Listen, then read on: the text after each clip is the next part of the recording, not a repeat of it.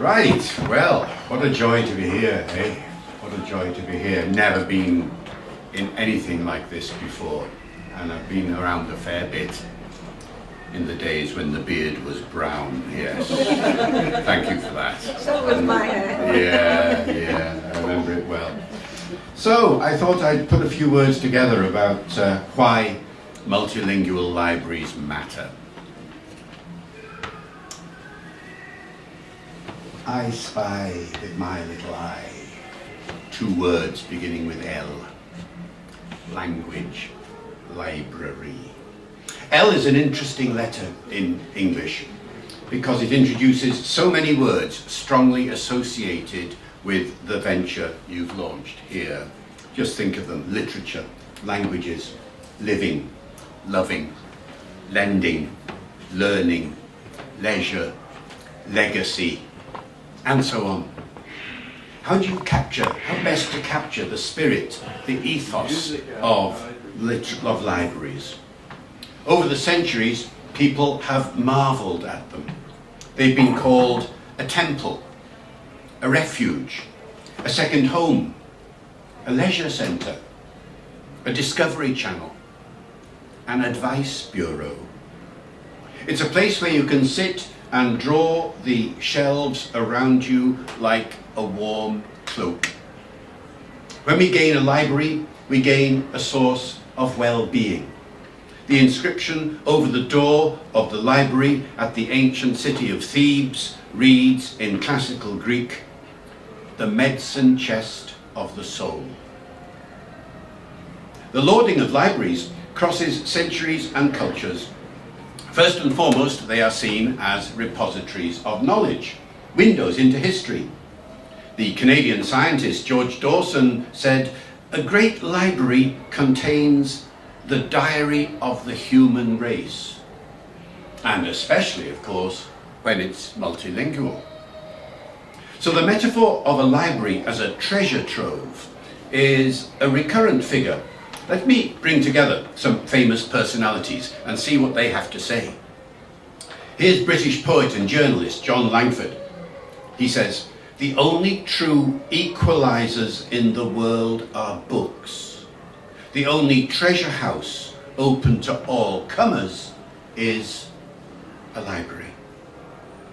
Malcolm Forbes, the publisher of Forbes magazine, no doubt about the appropriateness of the wealth metaphor. The richest person in the world, in fact, all the riches in the world, he says, couldn't provide you with anything like the endless, incredible loot available in your local library.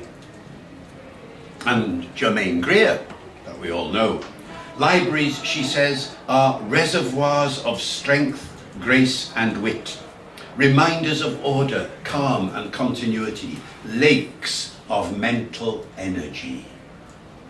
And for Jorge Luis Borges, it transcends life itself. He said, "I've always imagined that paradise would be a kind of library." I love that one. I like the reservoir metaphor. A library as a source of knowledge, waiting for us to simply turn on a tap.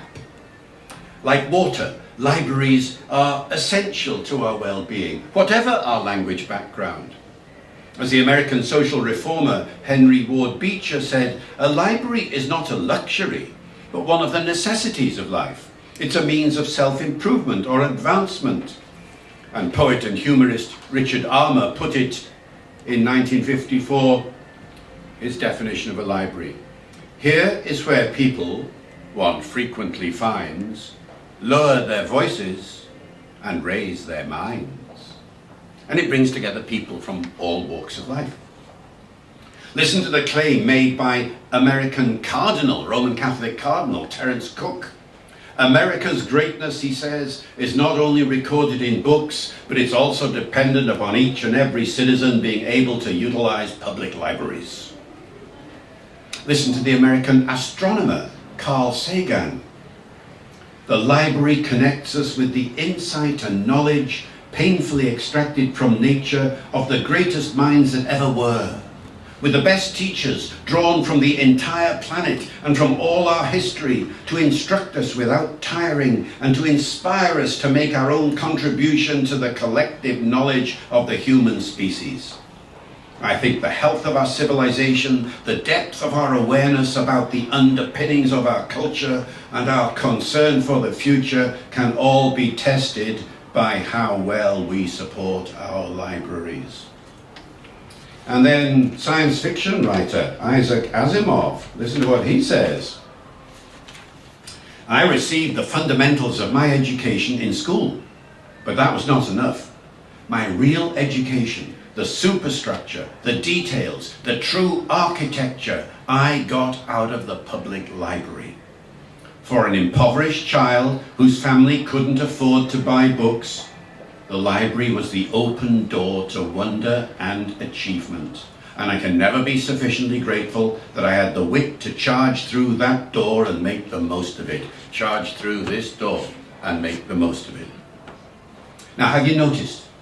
I've just quoted from a Roman Catholic cardinal, a scientist, and a science fiction novelist, all sending out the same message, exactly the same. There can be few subjects like libraries to unite such disparate and distinguished minds.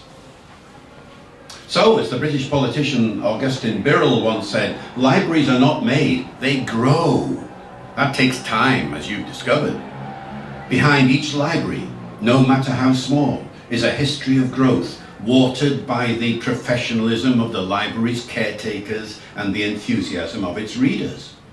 It's not an enterprise that can be measured by numbers. It's quality that counts, not quantity. No political body should fall into the trap of judging the success of a library solely in terms of the number of its visitors.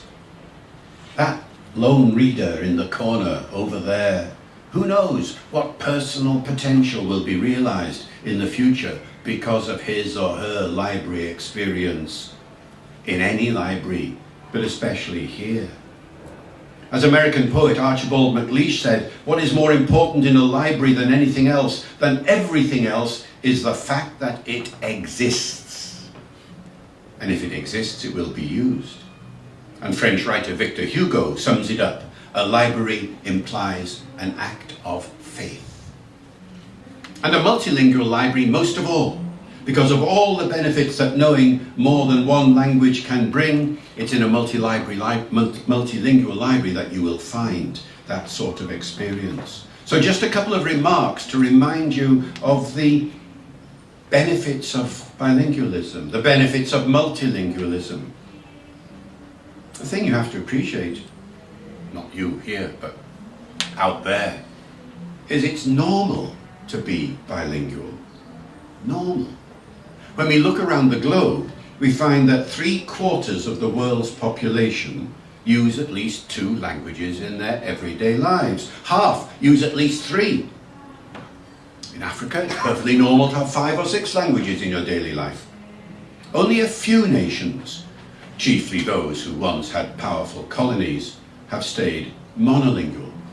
To be bilingual is the normal human condition.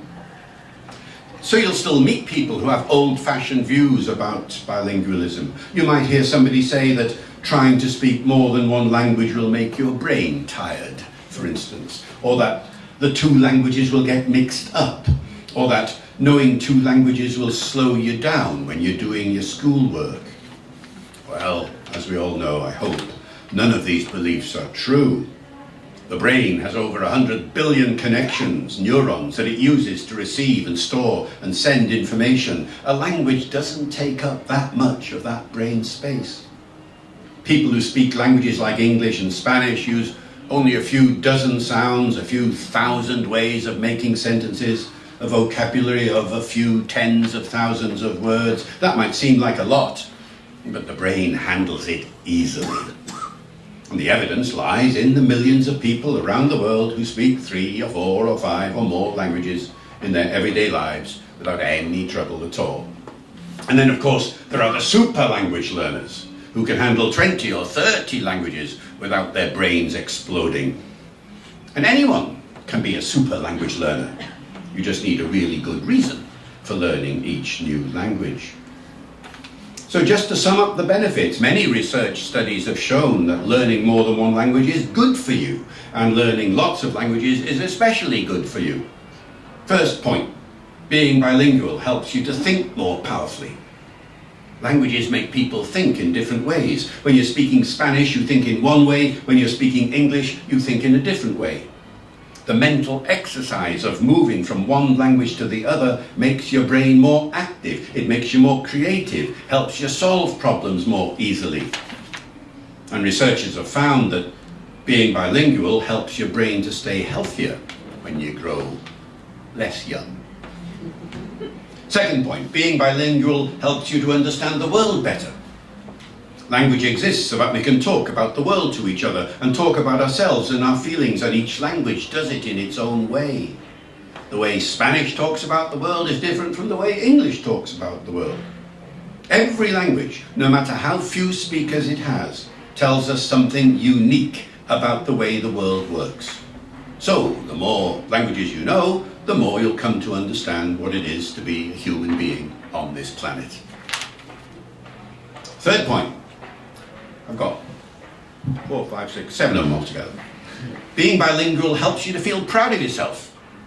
If you find yourself in a country where you don't speak the language, you're like a baby who can't talk. Learning another language, even to a limited level, removes the frustration of being unable to communicate when you find yourself in a place where it's spoken. You feel you've really achieved something. You're right to feel proud of yourself when you've learned another language. Fourth point, being bilingual helps you build friendships. We live in a world where a war can start because people have misunderstood each other. Learning each other's language can be an important step towards achieving cooperation among countries. Interpreters and translators are essential, but they can't replace the sense of mutual respect which comes from personal linguistic ability. Being able to speak someone else's language, even in a limited way, is the first step towards making them a friend. Fifth step, being bilingual stops you being scared of languages. The more languages you know, the more you come to understand how language works. You stop being frightened of languages. You find new languages easier to learn. You also become more aware of the characteristic features of your mother tongue. English-speaking people often say they learned a lot about English grammar by seeing how it differs from other languages. Sixth, being bilingual improves your social skills. Learning another language is to learn another culture and another way of behaving. As a result, bilingual people develop a broader range of social skills and become more outward-looking. They're also likely to have a greater respect for the differences among cultures, and that can only be a good thing in a world where there's so much conflict. And seventhly, and for many people most important of all, being bilingual can get you a better job. For most people, this is the best benefit. These days, many companies are international and are looking out for people who can speak more than one language, and even more important, who aren't frightened of learning new languages. These companies know that they'll be more successful selling goods if they can do this in the language of the customer. So there are the 7 points. What I've done is I've tried to sort of summarize a huge research literature on bilingualism and pull out all the reasons why being bilingual can be such a positive value for everyone. And it's an argument that I imagine here you often have to present to people who will pass by and stick their heads in and say, well, what's the point of it all? Well, that's the point of it all. Those 7 points are the point of it all, and summarizing them even more succinctly than this is something that can help you get the purpose of the library across. So a multilingual library has got a lot to celebrate. There are certain days in the year when you might do a special celebration. I'm thinking of Mother Tongue Day on the 21st of February, or the European Day of Languages on the 26th of September.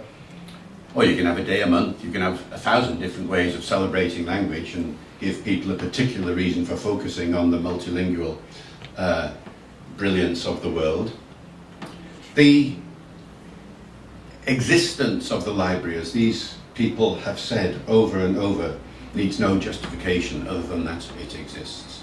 So when you approached me, Amina, and said, would I like to be a patron of this glorious development, I could hardly stop myself from saying yes as quickly as possible, because I've never come across anything like it before.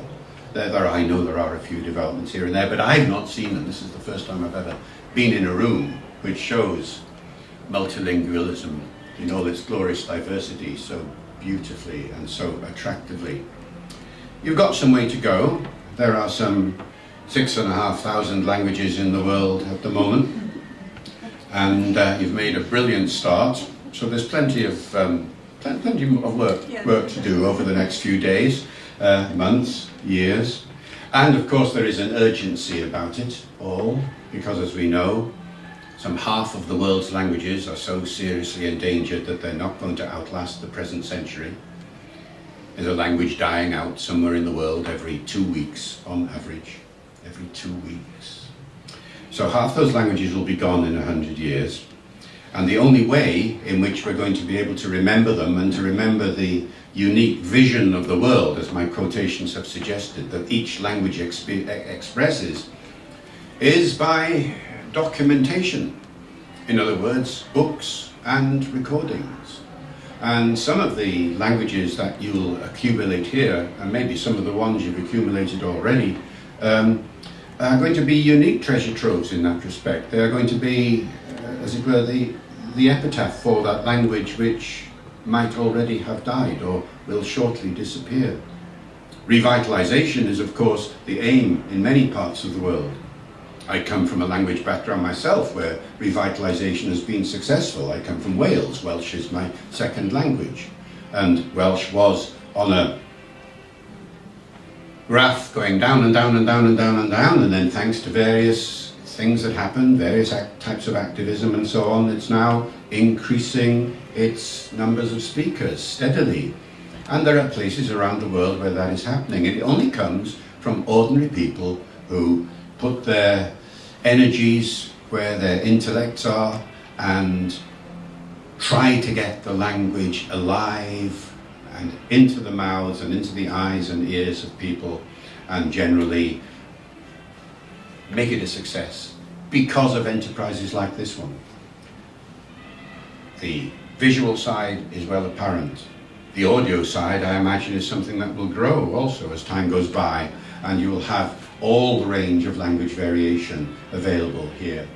It's an enterprise that I wish you the most immense success for, and it's just a delight to be part of it from the very beginning. So thank you everybody for coming. Enjoy the goodies that are about to be presented to you around the corner, and I look forward to hearing more about the success of this enterprise as days go by. So thank you.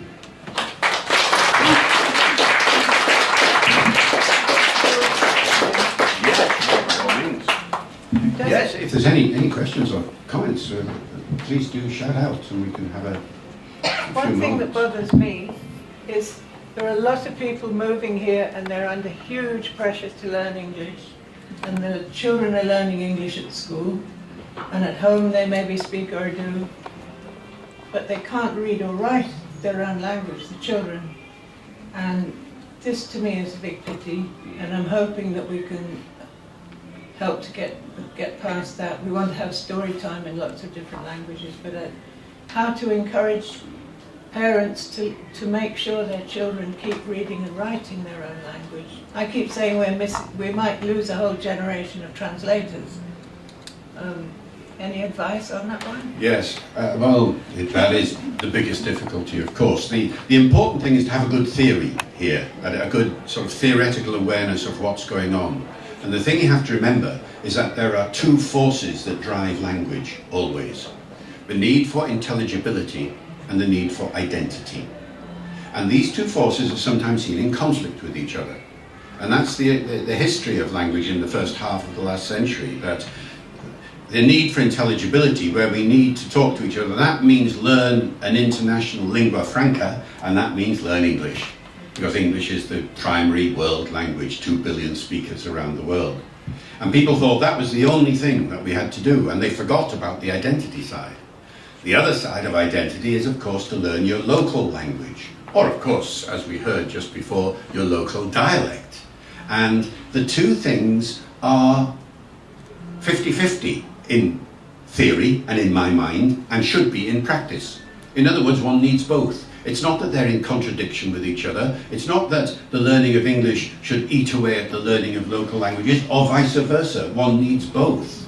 And somehow managing that balance is an absolutely critical climate, if you like, to persuade people about before you can get to the stage of actually getting practical things done in the home or in the school or anywhere else.